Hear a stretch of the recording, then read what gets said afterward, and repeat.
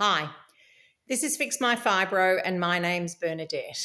So, the issue with the purine metabolism is that it's a gout and you're getting gouty based symptoms. It's very common for women, especially once they go into menopause, more pains happen. They go to their doctors, they say they think they're having gout. The doctor tests them for the male form of gout, which is looking for urate crystals in our blood, monosodium urate crystals, and we're always negative, always get turned away, but we're having classical gout attacks. Gout attacks where you wake up in the middle of the night, your joint, like your knee, will be distended like a football, agonizing to touch, even the sheet over it.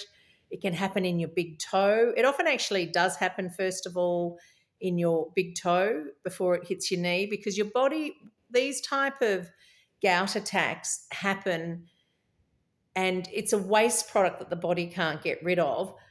So the crystals that are forming will form as far away from the internal organs as possible, so as to save the body from any harm to your internal organs. So that's why the attacks happen in your toes, your fingers cramp, your fingers don't work, you can't hold on to things, you have no strength in your fingers, you have severe pains in your ankles, you can't walk, your ankles will swell. That's actually an issue to do with the kidneys. When the kidneys get blocked up with these crystals, and we have this problem with these purines, with issues in our kidneys.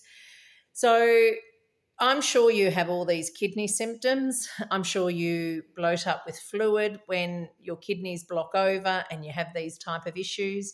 So it's very important to follow like a gouty diet, which is, I only eat meat once a day, because too much meat or too much purines will actually set off gout attacks and severely affect my energy levels. And the purine energy disruption is like, I call it the horse tranquilizer effect.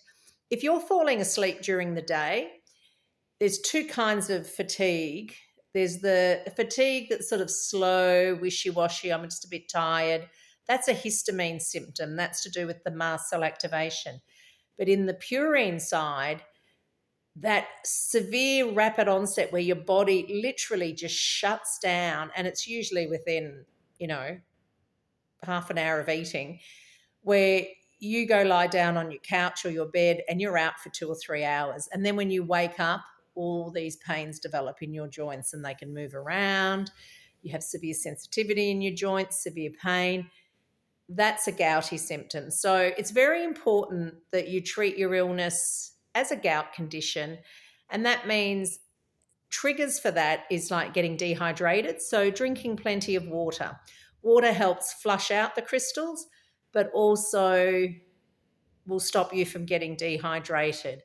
Eating smaller meals, not eating too much meat during the day, limiting, sort of smaller meals a little bit more frequently. So having 3 meals a day, or even 4 or 5 little ones where you're having little snacks every 2 or 3 hours, is better than a really big, massive meal and a big protein load. Sorry, I've got a hair in my mouth. Alcohol is another thing with a gouty diet that's really has adverse effects. And I know a lot of you stop drinking alcohol with your fibromyalgia. I have as well. I used to drink to numb the pain in the early years. And then the severity of the pain in my kidney, my right kidney now, if I had a mouthful of red wine, it's like pouring battery acid and it burning in my kidney. It's just atrocious. So I just don't drink alcohol anymore.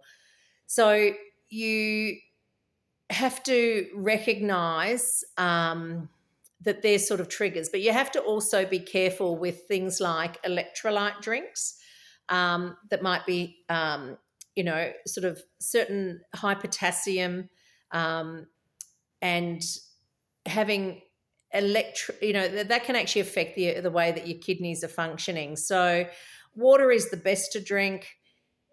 Monitoring your purines. Once you go to a low purine diet, it's life-changing. It really is. If I went back to full-time work and managed to travel the world in a high-functioning role, and my MCAS was not diagnosed, was not being managed by anyone. I would still have these little histamine and MCAS attacks, but as long as I wasn't in a full-blown systemic onset in my body, I could function and manage those symptoms just by, modifying my diet and things like that, which is things that I'm hoping that I'm teaching you in these videos.